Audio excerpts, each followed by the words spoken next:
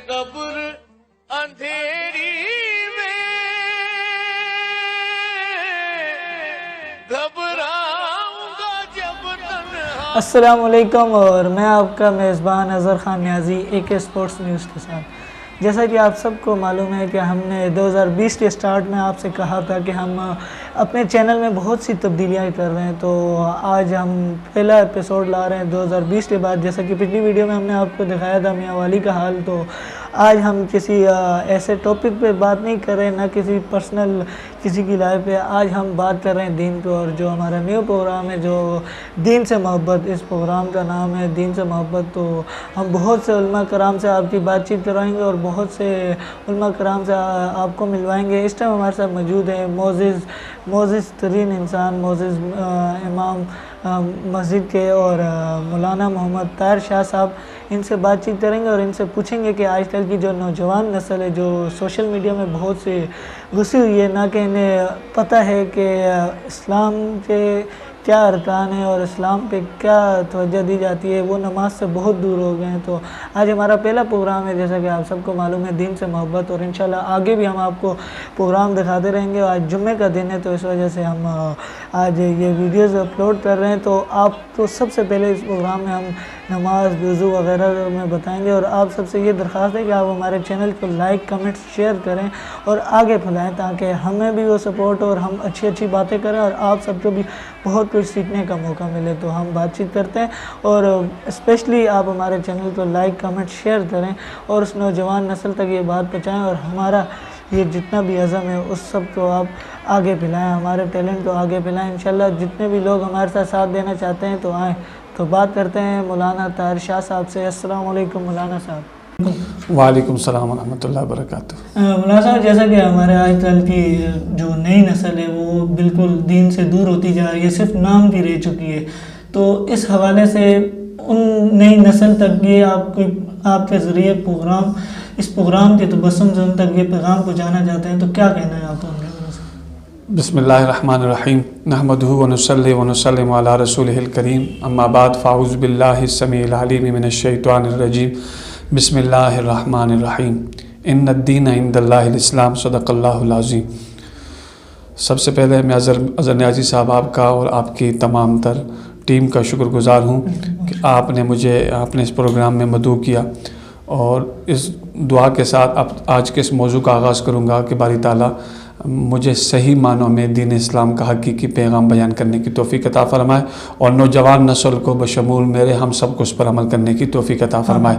कुरान मजीद फ़ुरक़ान हमीद में अल्लाह तबारक व तआला ने इरशाद फ़रमाया इन्नद-दीन इंदल्लाहिल इस्लाम, कि बेशक अल्लाह तबारक व तआला के नज़दीक तमाम अदियान में से सबसे पसंदीदा दीन वो दीन इस्लाम है। इस्लाम के लुग़वी माने हैं हुक्म मानना। किसका हुक्म मानना? यानी अल्लाह तबारक व तआला का हुक्म मानना और उसके रसूल सल्लल्लाहु तआला अलैहि वसल्लम का हुक्म मानना। अब इस्लाम क्या है? इस्लाम के बारे में खुद आक़िल अलैहिस्सलातु वस्सलाम ने इरशाद फरमाया बुनियल इस्लाम अला खम्सिन। इस्लाम के जो अरकान हैं, यानी इस्लाम की जो ये इमारत है, ये 5 सुतूनों पर कायम है। अल-अव्वलु अशहदु अल्ला इलाहा इल्लल्लाह व अशहदु अन्ना मुहम्मदुर रसूलुल्लाह व इक़ामुस सलात व ईताज़ ज़कात व सौम रमज़ान वल हज।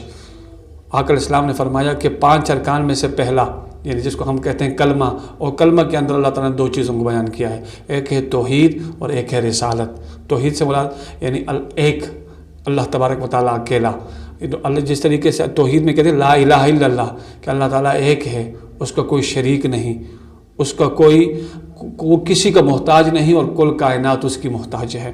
तो ये है तौहीद। और रिसालत से मुराद ये है कि नबी करीम सल्लल्लाहु ताला अलैहि वसल्लम को अल्लाह तबारक व तआला का आखिरी नबी और आखिरी रसूल मानना। तो ये हुआ कलमा।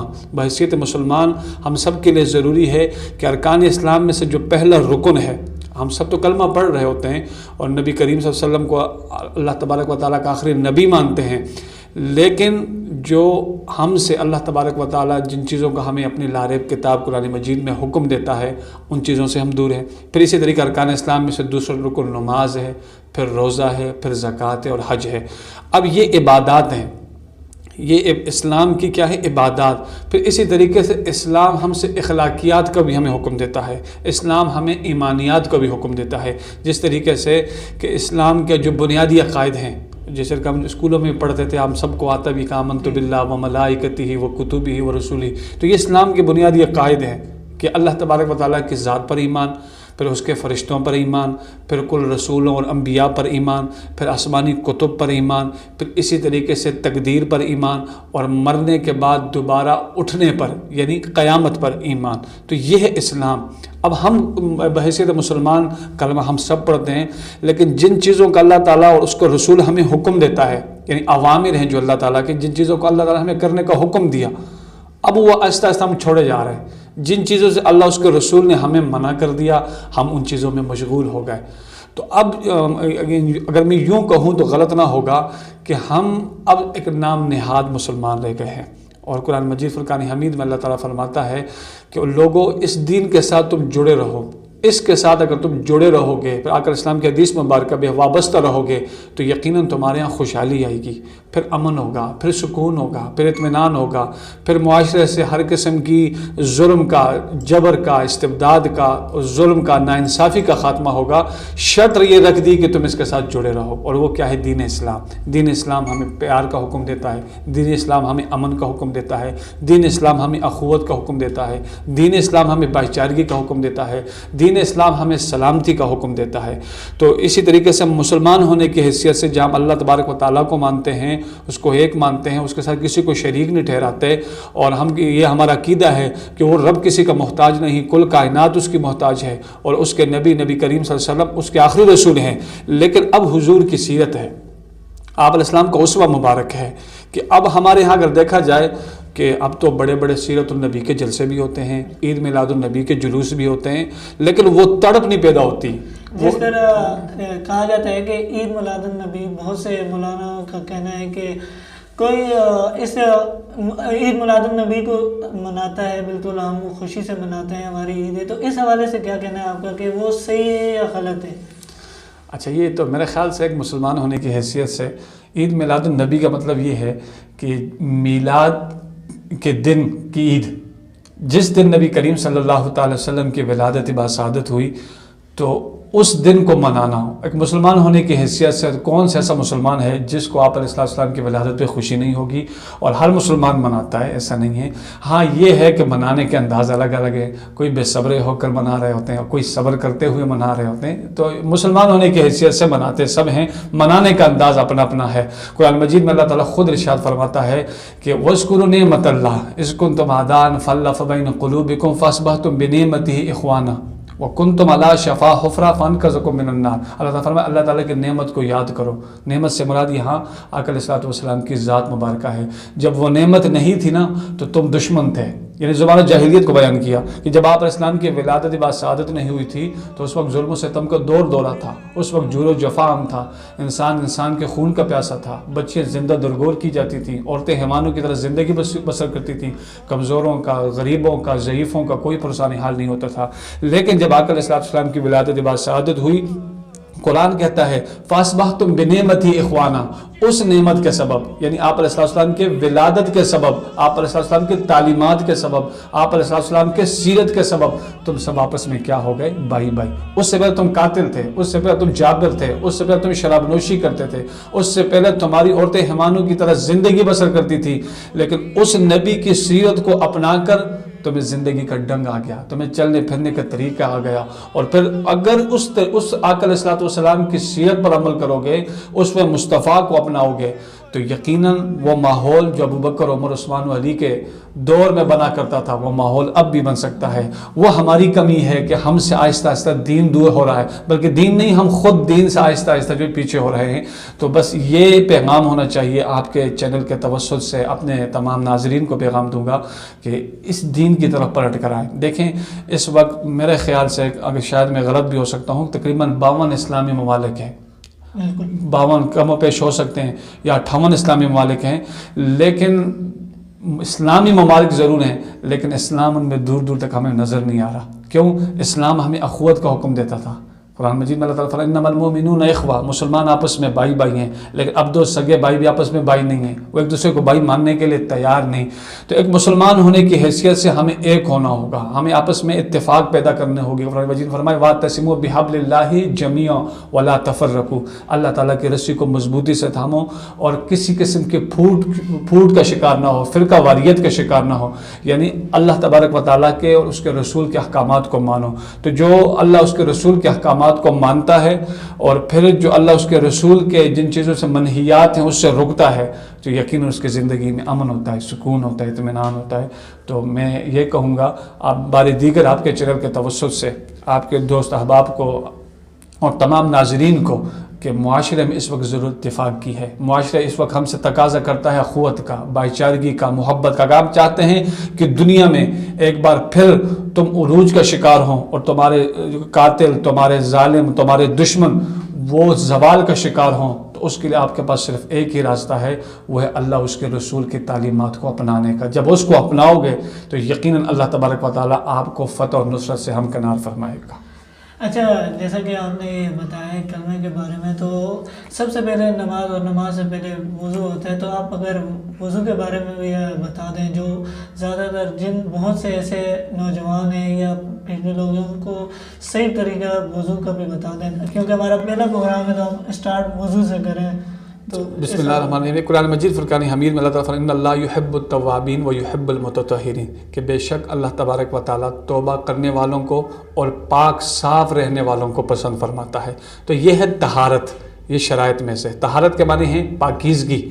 اب طہارت کی بھی دو قسمیں، ایک ہے طہارت ظاہری اور ایک ہے طہارت باطنی۔ ایک ظاہری طہارت، مثلا انسان کے جسم کا صاف ہونا، اس کے کپڑوں کا صاف ہونا، یہ نماز کے لیے شرط ہے۔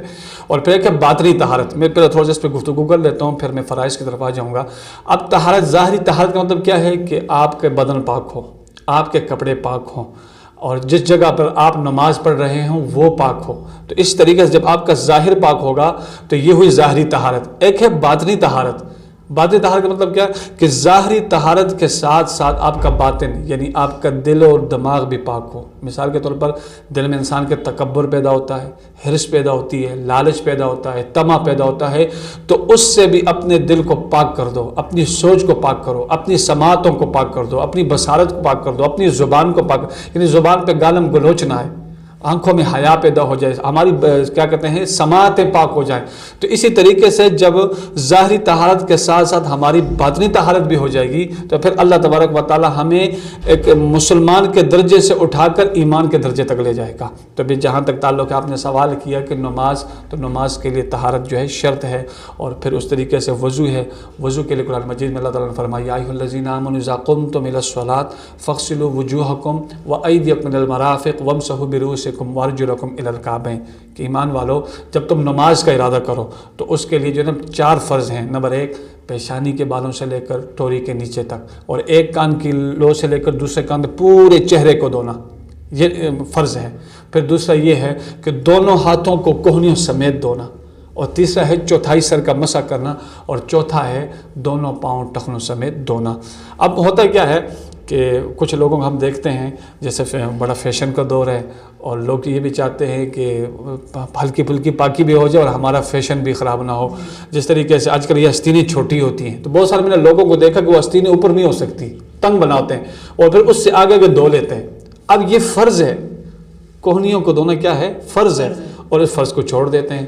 تو اب آسان سی بات ہے کہ فرض چھوٹ گیا تو اس کا وضو نہیں ہوا، جب وضو نہیں ہوا تو اس کی نماز بھی نہ ہوئی۔ پھر اسی طریقے سے زیادہ تر پھر ہمارے خواتین کی بات کر رہا ہوں اکثر کہ ان کا میک اپ ایسا ہوتا ہے یا ناخن کے اوپر پالش لگی ہوئی ہوتی ہے، پتہ نہیں اس کو پالش کہہ رہے ہوتے ہیں میرے خیال سے، اچھا غالباً کہ غلط نہ ہو جائیں۔ اب وہ کیا ہوتا ہے کہ وہ پانی کی وہ ایک طے ہوتی ہے اور پانی جسم تک پہنچتا نہیں۔ اب ایسی صورت میں اگر اس کا وضو ہوگا تو وہ طہارت نہیں کہلائے گی۔ تو یہ ہے فرائض۔ تو پھر اسی طریقے سے پھر وضو کی سنتیں ہیں۔ فرض یہ ہے کہ ان پر عمل ضروری ہے، اور اگر سنتوں پہ عمل ہو جائے، جیسے وضو کی سنتیں، جب سنتوں پہ عمل ہو گیا تو خود بخود جو ہے نا فرائض پر عمل ہو جائے گا۔ اس کے لیے کیا ہے کہ سب سے پہلے انسان نیت کرے، کیا کرے؟ نیت کرے، طہارت کی نیت کر لے، اور پھر اس کے بعد جو ہے نا بسم اللہ الرحمن الرحیم پڑھے، اور پھر جب بسم اللہ الرحمن الرحیم پڑھے گا تو پھر اس کے بعد وہ ہاتھوں کو دھوئے، یہ وضو کی سنتوں میں سے ہیں. پھر کہ ہاتھوں کو 3 مرتبہ کلائیوں تک پہلے دھو لیں اور پھر اس کے بعد جو ہے نا کلی کریں. اور کلی کرنے کے بعد اگر پھر اس کے پاس مسواک ہو تو مسواک کریں. آپ علیہ السلام مسواک کے ساتھ بڑا پیار کرتے تھے. آپ علیہ السلام فرماتے کہ اگر میری امت پر شاک نہ گزرتا، مشکل نہ گزرتا تو میں مسواک کو فرض قرار دیتا. تو پھر اس کے سائنسی طور پر بے شمار اس کی خوبیاں ہیں کہ اس کے بے شمار فوائد ہیں کہ انسان کو جہاں جسمانی طور پر، روحانی طور پر بھی اللہ تبارک و تعالیٰ اس کو پاکیزگی عطا فرماتا ہے، اور جسمانی طور پر کہ اس کا معدہ کبھی خراب نہیں ہوتا، اس کے دانت کبھی خراب نہیں ہوتے، اس کا جو ہے کیا کہتے ہیں اس کو ذہن اس کا بڑھتا ہے، اور پھر اس کا حافظہ مضبوط ہو جاتا ہے. تو یہ مسواک کے مطلب سائنسی فوائد بے شمار ہیں. 1400 سال پہلے آقا علیہ السلام نے فرمایا اگر میری امت پہ مشکل نہ گزرتا. یہاں بھی آپ علیہ السلام اپنی امت کا کتنا خیال کر رہے ہیں، تو میں اپنی امت کے لیے مسواک کیا کر دیتا، فرض کر دیتا. تو کلی کریں، کلی کے بعد مسواک کریں، اور پھر اسی طریقے سے 3 مرتبہ ناک میں پانی ڈالیں اور بائیں ہاتھ کی انگلی سے جو ہے نا ناک کو صاف کریں. پھر پورے جو ہے چہرے کو دھوئیں، اور پھر چہرے کو دھونے کے بعد پھر اسی طریقے سے دائیں ہاتھ کو، پھر بائیں ہاتھ کو، پھر ہر ایک کے اوپر 3 دن، پھر پورے سر کا مسح کریں. اور پھر پورے سر کا مسح کرنے کے بعد جو ہے کیا نام ہے، پھر اس کا پہلے دائیں پاؤں کو، پھر بائیں پاؤں کو، اور اسے کہ دونوں پاؤں کو جب دھوئے تو الٹے ہاتھ کے ساتھ دھوئے. تو یہ وضو کی سنت ہیں. تو ہمیں یہ چیزیں سیکھنی ہیں. اگر آپ اس قسم کے پروگرام کریں گے تو بہت اچھا ہوگا. اور اگر اس کو سنیں گے ہمارے نوجوان، ہمارے طلباء، تو کیونکہ آج کل دور ہے سوشل میڈیا کا، اور ہر بندے کے ہاتھ میں ایسی چیزیں ہر وقت پکڑی ہوئی ہوتی ہیں. تو جب اس قسم کے موضوع کا انتخاب ہوگا تو اس کا بڑا فائدہ ہوگا، اور اللہ پاک اس کا آپ کو اجر بھی عطا فرمائے گا. آمین. اور اچھا، جیسا کہ آج کل کے یہاں پہ نوجوان یا ینگ ہو یا جو بھی بزرگ ہو، تو زیادہ تر لڑکے ہو تو وہ ہاف ٹی شرٹ بازو والی پہنتے ہیں. تو آپ یہ بتا دیں اس میں نماز جائز ہے یا نہیں ہے؟ دیکھیں، یہ تو میرے خیال سے جہاں تک تعلق ہے سطر کا، جو کہ ہوتا ہے نا پردہ ہوتا ہے، پردہ تو ہو جاتا ہے، نماز ہو جاتی ہے. لیکن آپ اس کو یوں کہیں کہ وہ نماز جو ایک انسان کیا مکمل لباس کے ساتھ پہنتا ہے، وہ جس طریقے سے ہم عید والا دن ہوتا ہے، ہم جب اپنے بڑے بزرگوں کے پاس جا رہے ہوتے ہیں تو ہم کوشش کرتے ہیں ہم اچھے سے اچھا لباس پہنیں. اب یہاں ہم رب کی بارگاہ میں جا رہے ہیں، اب اس میں پھر تھوڑا فرق ہونا چاہیے کہ ہم یہاں پر بھی پھر پینٹ شرٹ یا پھر ٹی، نماز تو ہو جائے گی، اس میں کوئی شک نہیں ہے کہ نماز ضرور ہو جائے گی، لیکن نماز کی جو حقیقی برکتیں ہیں اس سے انسان دور ہو جاتا ہے. تو حقیقی برکتیں حاصل کرنی ہے کہ رب کی بارگاہ میں اگر اپنی جبین نیاز کو جھکانا ہے، اور کہ نماز بندہ اپنے رب سے جو ہے نا راز و نیاز کی باتیں کر رہا ہوتا ہے، تو جب ہم اپنے کسی بڑوں کے پاس جاتے ہیں تو اچھا عمدہ قسم کا لباس پہنتے ہیں، سر پہ ٹوپی پہن لیتے ہیں تاکہ جو ہے نا ان کے بارگاہ میں ہماری بے ادبی نہ ہو. یہ تو رب کی بارگاہ ہے، تو رب کی بارگاہ میں ہمیں چاہیے کہ احسن قسم کا لباس پہنے. اور مسلمان ہونے کی حیثیت سے ہماری ثقافت کے اندر بھی قمیص ہے، شلوار ہے، تو اس میں کوئی حرج نہیں ہے، یہ پہننے چاہیے. لیکن اگر بعمر مجبوری، جیسے ہمارے زیادہ تر لوگ جاب سے منسلک ہوتے ہیں وغیرہ وغیرہ، تو نماز البتہ اس میں ہو جاتی ہے. اچھا، یہ عورتوں کے لیے بھی یہ جائز ہے یا نہیں ہے؟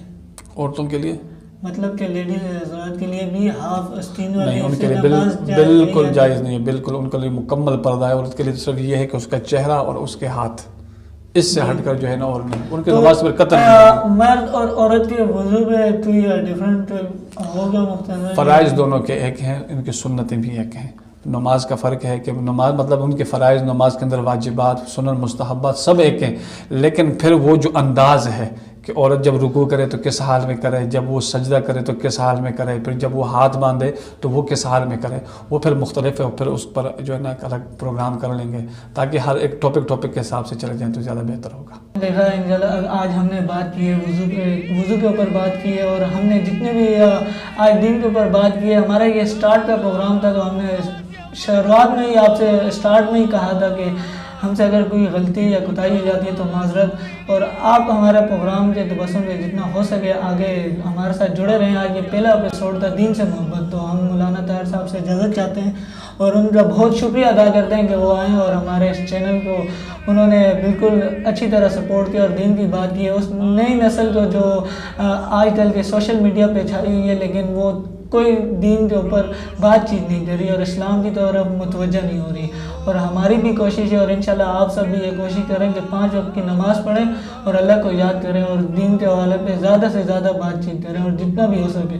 اور پاکستان سے اور پاکستان سے باہر جتنے بھی لوگ ہیں جو ہماری یہ ویڈیو دیکھ رہے ہیں، اگر وہ کسی قسم کا کوئی بھی سوال، کوئی بھی ایسا بات چیت کرنا چاہتے ہیں تو وہ آج ہمارے اس کمنٹس میں بتا دیں، اور انشاءاللہ نیکسٹ جو ہمارا ایپیسوڈ آئے گا، جو نیکسٹ ہمارا پروگرام آئے گا دین سے محبت، تو اس پہ بات چیت کر لیں گے. اور انشاءاللہ آپ ہمیں دعاؤں میں یاد رکھیں، اور اسپیشلی ہمارے چینل کو سبسکرائب اور لائک کمنٹ شیئر کریں، اور ہمارے لیے اچھی دعائیں اور نیک تمناؤں کے ساتھ اللہ حافظ، خدا حافظ، پاکستان زندہ باد. میں تب